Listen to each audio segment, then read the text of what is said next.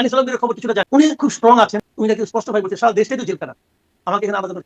আরেকটা বিষয়, ওনাকে একটু কষ্ট রাখা হয়েছে, এই প্রচন্ড ঠান্ডায় উনি আছেন। কিন্তু একটা কথা আমি বলি আপনাকে, এটা আমি খুব জোর ভঙ্গিতে বলতে চাই। দেখুন, আসলে না, মানুষ তেলা মাথায় তেল দেয়। আমি আপনাকে উদাহরণ দেব, প্রথম আলো এবং ডেইলি স্টার আগুন দেওয়া হয়েছে, এটা কিন্তু যেটা ভবনের জন্য কথা না, কথা হলো এটা হলো গণমাধ্যমের কন্ট্রোল করার চেষ্টা করা হচ্ছে। কাজে সেটা দেখতে আমি দেখলাম হুইল চেয়ার নিয়ে, প্রথম আলো ভবন দেখতে হুইল চেয়ার নিয়ে ডক্টর কামাল হোসেন পর্যন্ত চলে গেছে। আমি ওখানে ডক্টর কামাল হোসেন যাওয়াটাকে আমি ছোট করে দেখছি না, আমি অবশ্যই মনে করি ওনার যাওয়া উচিত। কিন্তু আমি আবার এটাও মনে করি, যখন উনারই প্রণীত সংবিধানকে কাটা ছেঁড়া করে যা ইচ্ছাটা করা হচ্ছে, তখন উনি একবার দাঁড়িয়ে দাঁড়িয়ে বলতে পারলেন না যে আমাদের স্বাধীনতার সংবিধানকে এভাবে অবমূল্যায়ন করা উচিত না। ওটা তো আপনাদের প্রয়োজন ছিল, দাঁড়াইতেন। আনিস আলমগীর সাংবাদিক, তার জন্য কারো বিবৃতি দিতে দেখেছেন একবার? ওই বিএনপি যেটা প্রতিবাদ করলো আনিস আলমগীরকে নিয়ে, কেন করলো না বিএনপি?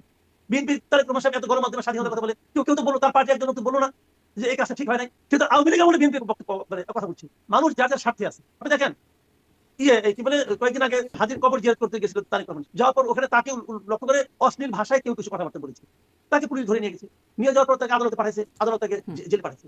এই ঘটনা জানার পর বিএনপির পক্ষ থেকে বিবৃতি দেওয়া হয়েছে, তারা বলছে যে বিএনপি মত প্রকাশের স্বাধীনতায় বিশ্বাস করে। কাজে যাকে নিয়ে যাওয়া হয়েছে, উনি তারেক রহমানকে অথবা বিএনপিকে দিয়ে যদি কিছু বলেন, এটা বলার অধিকার তাকে সংবিধান দিয়েছে। অতএব তাকে যেন ছেড়ে দেওয়া হয়, তারা রিকোয়েস্ট করেছে গভর্নমেন্ট। তারেক রহমানকে গালাগালি করার মত প্রকাশের স্বাধীনতা হতে পারে, তাহলে আনিস আলমগীরের স্বাধীনতা নাই কেন? কই বিএনপি এখন বলে না আনিস আলমগীরের কথা।